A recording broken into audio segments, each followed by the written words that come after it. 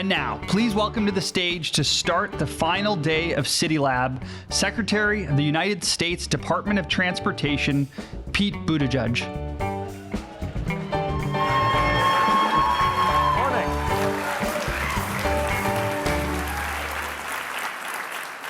Good morning. Wow. Thank you for the coveted first thing in the morning on the last day of the conference slot. I have never spoken to a group at that time slot that is this energized, so you must have had a great convening so far.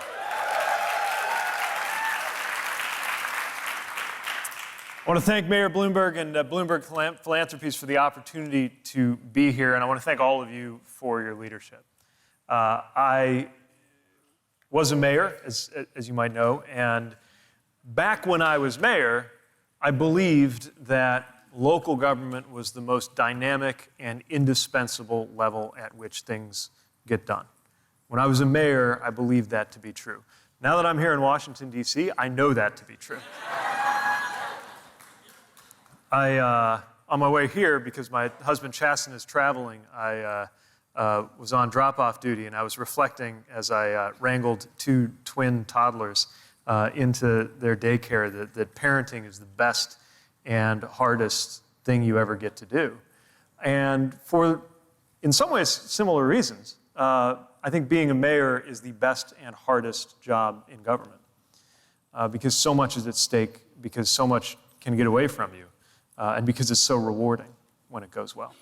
I have the best job in the federal government, which is the opportunity to help shape and protect the means of transportation that get goods and people to where they need to be. But I think the main measure of our success will be whether through our work, your communities thrive. And that's why I'm so excited to be with you and was so pleased to hear about the work that you've been doing these last few days. I take great pride in the structure and the strategy of our grant programs, many of which you have benefited from. For the U.S. mayors who are here, we funded over 31,000 transportation projects and counting. And we're not even halfway through the infrastructure law's 5-year life. And to be clear, none of those projects, not one of those 31,000 projects was invented and cooked up in the U.S. Department of Transportation headquarters. That's not how it works. Our thought is that the ideas, the projects themselves don't come from Washington, but more of the funding should, more of the support should, and a strategy knitting them all together should, in the form of a national policy. And our national policy under President Biden's leadership is to make sure that we use transportation to enhance the things that are most important about how people and goods get to where they need to go. First and foremost, safety, jobs and economic development, climate, equity, and innovation in ways that actually make the right kind of difference for people. And I know that in times like this, there is a lot of pressure on our belief in the ability to get anything done. Certainly, we feel that at the national level. I haven't checked my phone in the last half hour or so, but the last time I did, we didn't have a functioning House of Representatives in this country. We have enormous political division at the national level, and of course at the global level, anguish that is all too close to home for so many right here in the United States. In the face of all those problems, I am firmly convinced that salvation will come from the local. And I see it in the level of trust and the level of focus on getting things done that local leaders have that we want to support. And what I wanted to do with my few minutes with you is just offer up one example of how that dynamic works. And the example I'll give is around what I already mentioned is our department's reason for existing, our top priority at the USDOT, which is safety.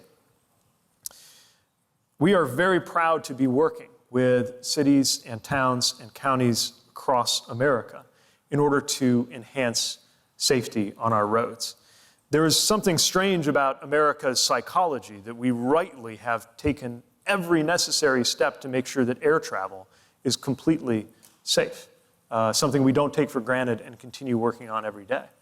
So much so that a form of travel which involves getting in a metal tube and being propelled by flammable liquids miles above the surface of the ground at nearly the speed of sound is the safest way to get somewhere. It's incredible.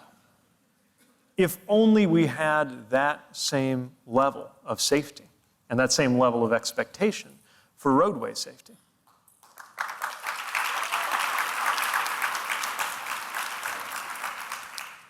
We lose 40,000 people a year in the United States alone to roadway deaths. We lost somebody statistically in the time that I've been on this stage, a 737 full every day.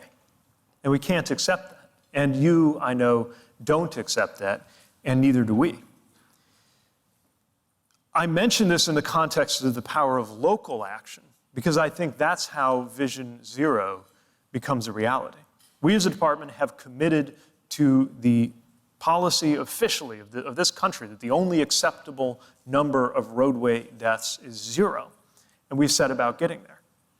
Many of you have long been champions and advocates of the Vision Zero mentality and strategy, but I will take this opportunity to confess to you that I thought twice and swallowed hard before embracing that goal. Not because it's not obviously a worthy goal, but because as a mayor, former mayor who used goals and the ability to set them and then relatively quickly reach them as a way to provide motivational power and political energy around our priorities, I wondered whether 0 seems so far off that there would be a risk of it being demotivating, that some people would scoff, and indeed some people have scoffed and said it's pie in the sky to talk about 0 deaths.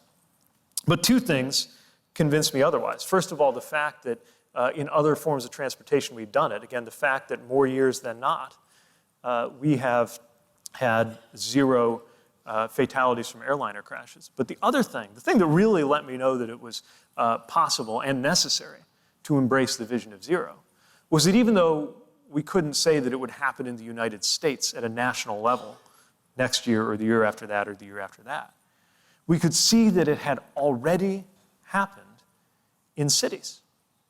Nordic cities, some very large ones, like Oslo, that were able to attain at least 1 year with 0 deaths. But since people, especially of my political persuasion, famously point to examples from Nordics that may not be so applicable in the United States, American cities, Hoboken, Jersey City, Edina, Minnesota, Evanston, Illinois, sizable cities, not our nation's capital, admittedly, but sizable cities that actually saw 0 traffic deaths over the course of a year. And when you see that happen, then you're having a completely different conversation. It's one thing to say, how do we get this abstract goal of 0 deaths across the country someday? It's another to say, last year, the biggest American city that had 0 deaths had 50,000 people in it. What if next year, the biggest American city to have 0 deaths had 60 or 70,000 people in it? What if the number of cities that had 0 deaths grew every year? Goals that are still ambitious, but also goals you can get your arms around. And of course, for all of that to work, these goals have to be made real somewhere in particular. That all has to come from the local. But as I said, the resources can't all come from the local. This town has a frustrating history in previous years, and I have to say under previous administrations, of making big promises around infrastructure without results. Obviously that changed. Another source of hope for me. The fact that almost exactly 2 years ago, we're coming up on the anniversary, President Biden signed the bipartisan infrastructure law in a season in which most people thought it was laughable that you could attain a bipartisan anything law besides perhaps a post office renaming. We got a $1 trillion infrastructure deal done in this country.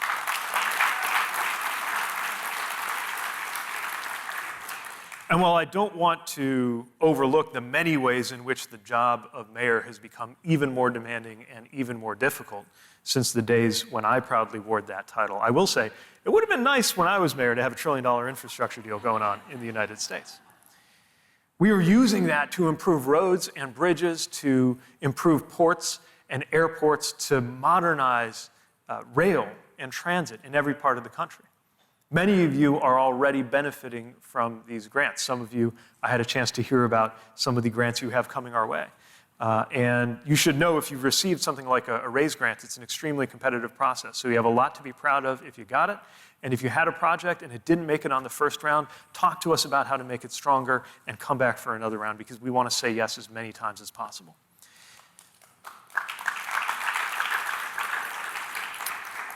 One of the programs where we've been able to say yes to hundreds of communities is Safe Streets for All, a program we're very proud of, where we are funding both implementation and planning. $800 million going directly to communities.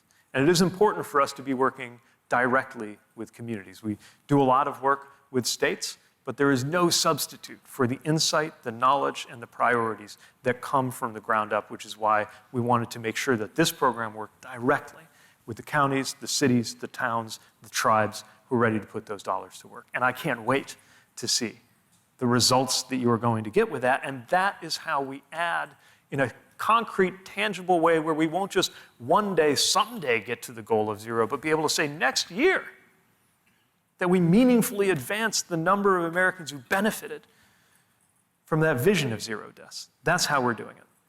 Literally putting our money where our mouth is and working side by side with you to help make it happen. So I just wanted to offer that up as an example, but that's just one example. It's true of climate, where global movements of mayors and cities not wanting to wait for their national capitals came together in efforts like the C40 and the climate mayors to make sure that local action added up to global results. High-speed rail is an example where I believe what will really turn the corner is something that we are able to fund with the infrastructure law, which admittedly is not overnight a national high-speed rail network, because we got a lot of work to do to take care of what we've got, but enough funding to make sure that we see real high-speed rail somewhere in particular in America. I'm convinced that the more Americans actually experience it, even once, the more they will return to their hometowns and say, why can't we have nice things like this? And we'll have more and more support and healthy pressure to get it done. Last thing I want to mention, just to link the everyday work that you are doing to some of the biggest and most weighty and sometimes painful conversations of our time, is I want to echo something the president has often mentioned about the importance of infrastructure to the legitimacy of democracy. And that might sound like a lofty thing to invoke when we're talking about roads and bridges and pipes and internet, but I think if any audience will understand what I mean, it's this one. The measure of a political system is how it can deliver for its people. And when there is a competition between political systems, when there is, for example, a competition over whether a more authoritarian model can better deliver than our messy, pluralistic democratic model, one of the most important proof points of that will be the ability to deliver on the basics.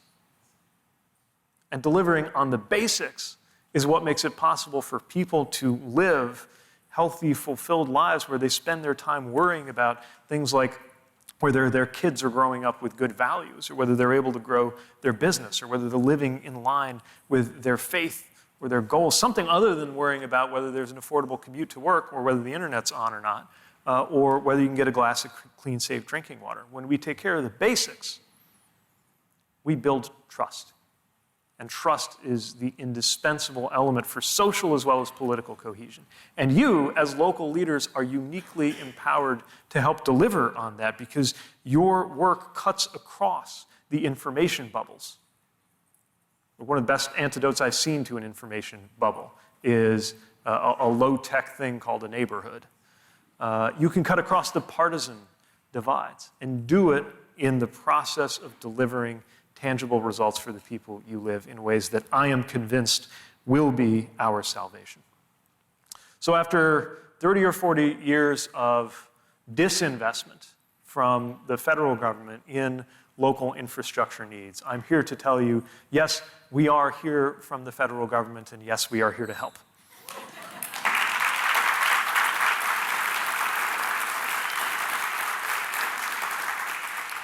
And as we approach I was speaking last night at the National History Museum, and I've recently learned a new word, semi-quincentennial. As we approach the 250th anniversary of this country, which is in 2026, questions will be asked about where we are in the trajectory of this nation. And as we ask those questions, everybody will understand that we've been through a rough decade or so, that leaders, and in particular local leaders, have so skillfully and gracefully managed, navigating everything from profound social and political divisions to a once-in-a-century pandemic shutting down societies. But I really believe by then, and that's not far off, that's the middle of this decade, we're going to be able to say that we are on a positive trajectory. And going a little further down the line, we'll be able to look back to the 2020s and say that we were able to come together and get big things done. But in that, so much will depend on what gets done at the local level. And that's where we are leaning in to our determination to be more user-friendly, more supportive, and to literally put federal money where our mouth is. So thank you again for the chance to be here, and look forward to working with you in every possible way.